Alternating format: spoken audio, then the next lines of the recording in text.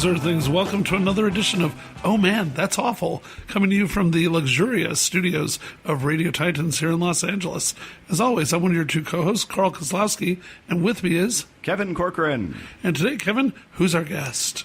A good friend of the podcast, and of mine, Liz Climo, former animator for The Simpsons, children's book author and illustrator, mother of a 4-year-old, all-around great lady. Hello, thank you so much for having me today. Yeah, we're excited. So, we want to hear all sorts of stories about The Simpsons, and then also letting people know that longtime listeners know that I've had bizarre stories about my sleep disorder as a severe sleep apnea / narcoleptic person. And today Liz has stories that probably will even top mine. So we're going to have a full hour, so take it away. Let's see. Why don't you just get us started on how you started on this path to animation? Okay, sure.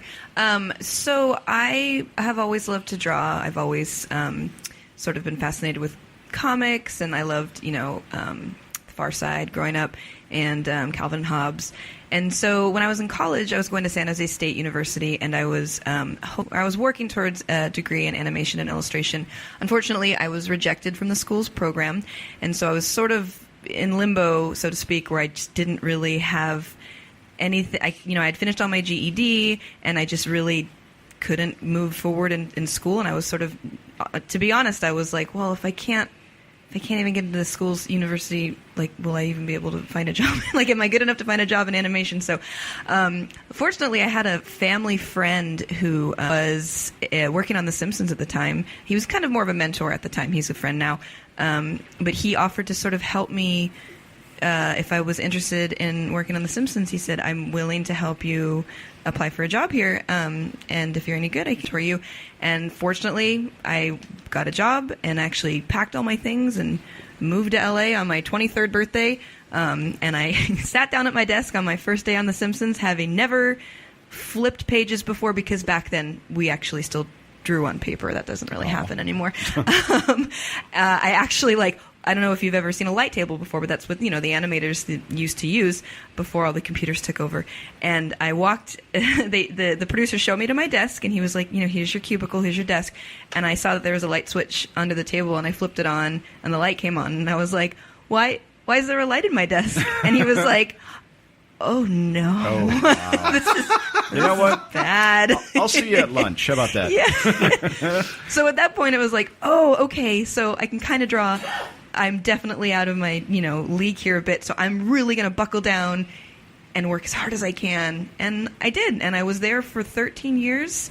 And all along, I was also trying to get back to the thing that I was most passionate about, and that was comics and writing. And so that's kind of where I am now, is I'm kind of shifting my focus back to that sort of aspect. You were on, what seasons did you work for? I think I started on season 14. Oh my God. The first episode that I worked on was called Mobile Homer, and the first character I ever drew was Jesus.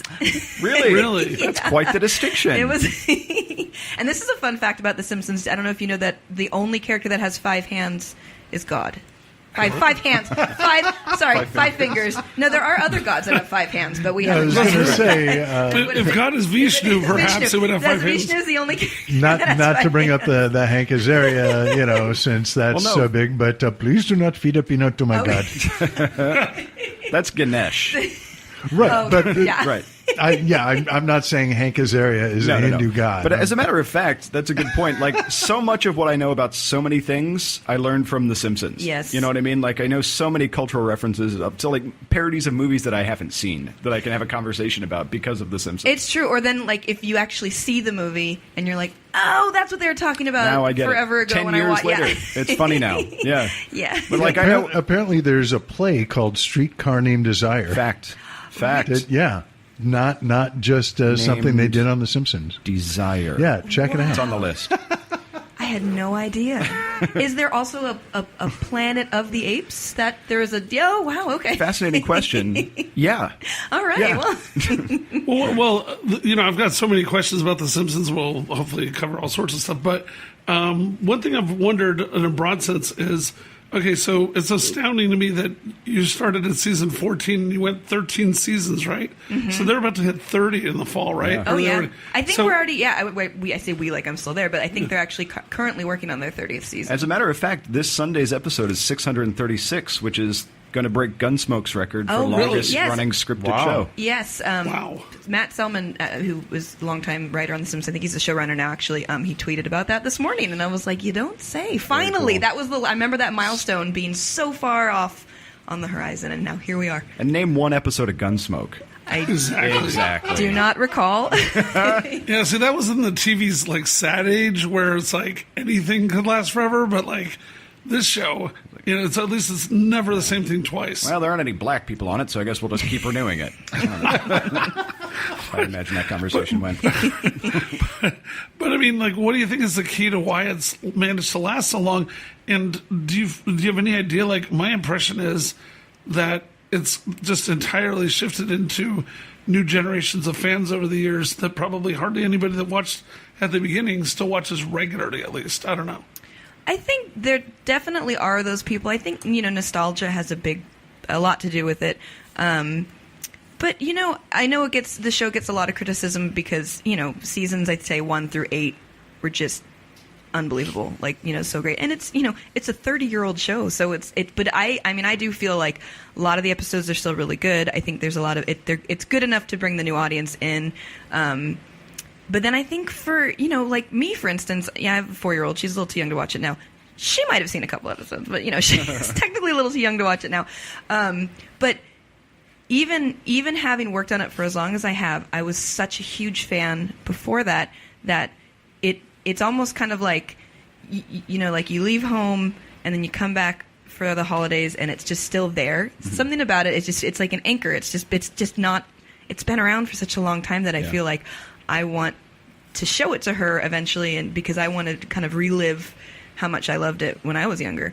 So I think that probably there's not a lot of other shows out there, I feel like, that have that span generations. Exactly. So I think that has a lot to do with it. And I always say this, like, there's a lot of shows now, like like the Family Guy, those kind of shows where it's like they're funny, but the Simpsons have this. It's a lot of heart. Like the show, even if an episode's not the funniest or it's kind of not the best episode necessarily, it sort of doesn't cross certain lines because it does have a lot of heart at the core of it. And especially the older ones, I think that I think there's something to be said for that. Yeah, definitely. Do you remember the first episode you saw? Ooh, that's a good question. I know I watched. I remember. Well, I actually do have memories of watching it on the Tracy Ullman show because I watched stuff. Too. I watched stuff that I shouldn't have watched when I was like 5 or 6. I'm 36, so I watched it. Right? Yeah, I watched on the Tracy. Where were your parents? Oh man, my mom had a lot of trust when it came to content because she knew I really liked scary stuff when I was little.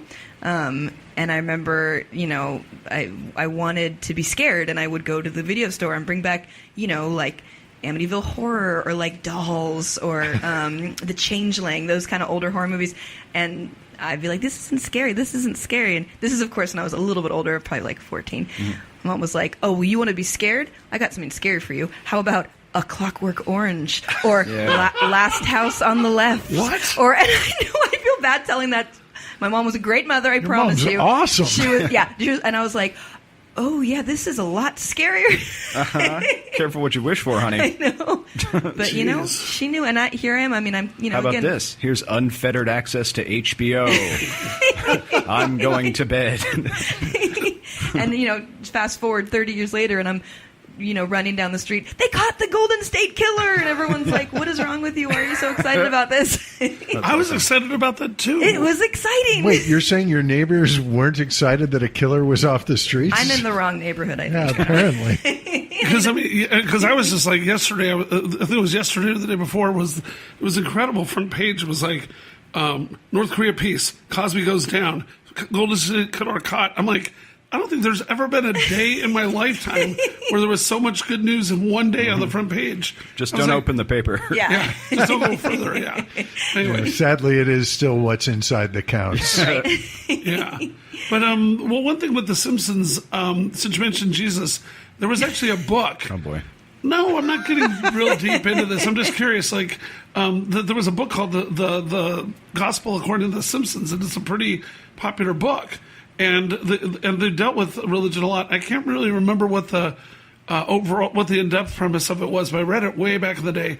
And I remember that the people said, "Wow, this show is pretty satirical, but at the same time, like you said, it had a lot of heart, and that it actually does deal with that stuff sometimes in a really touching way." Any thoughts on that? If not, no big deal. If it wasn't your angle or whatever. No, I mean, in fact, like if you think about it, it's a sitcom, and they go to church like not every episode, but it's a big part of the show. And like, what other show can you think of that has that doesn't seem like agenda pushy? It doesn't seem like that at all. Yeah. The only other show I can think of is like Seventh Heaven or something, and that was a Christian show, so it was it was definitely.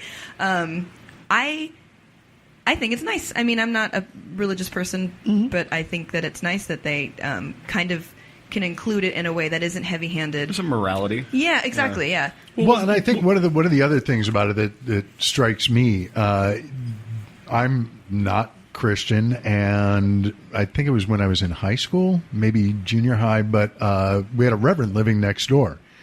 And in addition to the stuff that actually takes place in the church, one of the things that I love about the way the Springfield works and the way the Simpsons do this is that Springfield is a community, and Reverend Lovejoy and his wife are part of the community. So part of it is that he is interacting people outside, still with the morality of a preacher, but as a member of the community rather than just speaking to the congregation. It's pretty cool. I love the joke that Reverend Lovejoy has like a little sound effect box up on the lectern. And he gets like a bird call to wake everybody up, and then there's like clapping, and they're, huh? What? Yeah. Yeah. It's one of the ways in which The Simpsons is, I don't want to say ruined my life, but is like, like so deeply ingrained. Sure. That, every it's Super left Bowl. you disappointed in the reality. Right. In most everything, yeah. There's that clip from the Super Bowl episode where Lovejoy's at the front of the church, and he says, "Well, I'm glad some of you could resist the call of the big game." And it cuts to the congregation. There's 4 people in there. One guy in the back stands up and goes, "Oh, my God, I forgot the game!" Not a year goes by, I don't think about that. It is true because I'm Catholic and I do go to Mass regularly. And Super Bowl Sunday, nobody's there. It's hilarious. Yeah. I'm like, oh, I forgot because I don't watch sports much. Actually, you know what? When I was a kid, I remember the first episode I saw was the one, was it Cape Fear?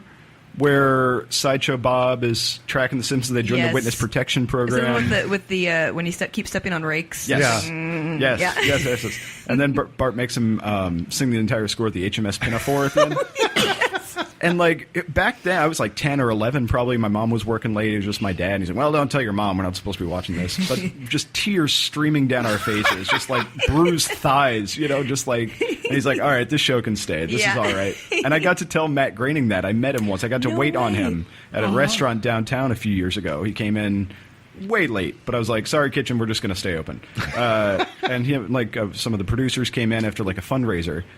And I was just starry-eyed, I don't really get starstruck anymore, sure. but I was like, And then he was so cool. He stayed outside on the sidewalk for 15 minutes talking with me and a comedy buddy of mine. It's the greatest experience of my life. I don't know him personally. I've met him a couple times. He's always been so nice. He just seems very unpretentious and just I've seen him at a couple Simpsons premiere parties and then at Comic-Con a couple times, and he just seems very, very interested in talking to his fans. He gets it. Yeah. I love my favorite aspect of him after probably season 2 or 3 when it really broke big, maybe even earlier.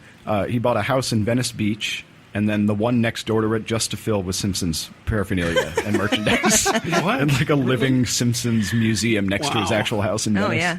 So cool. That's awesome. But dude, he sketched out the Simpsons family on a napkin, basically on the bus ride to the pitch meeting. Yeah, I think if I remember correctly, he was going to pitch. Was he going to pitch Life in Hell? Yeah, and he was too attached to it, and he didn't want to lose ownership of the characters, so he sort of sketched out the characters and decided to pitch something loosely based on his own family. That's insane. I think as I remember, one of the executives was driving off the Fox lot and saw him at a bus stop waiting to get picked up by his bus. Like after the meeting, she's like, "That guy's never riding on a bus again." Wow. Wow.